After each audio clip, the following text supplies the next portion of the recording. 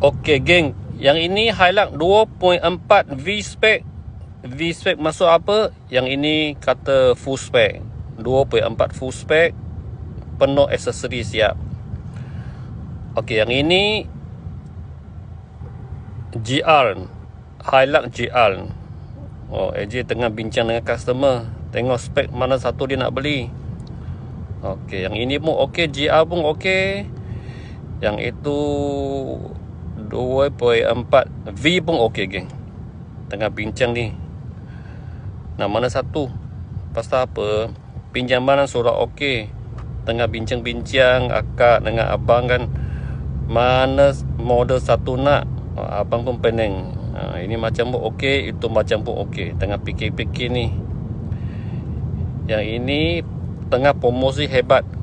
Kalau sesiapa berminat nak guna kereta Hilux untuk kerja, untuk jalan, spek biasa pun ada, 2 pintu pun ada, promosi hebat geng. Tak pernah ada promosi begitu banyak. Kalau siapa-siapa berminat, boleh hello AJ. Yang ini tengah bincang lagi, mana satu mau. Agak-agak abang dengan akak nak GR atau nak spek biasa geng. Sila komen kat sini geng. Bye.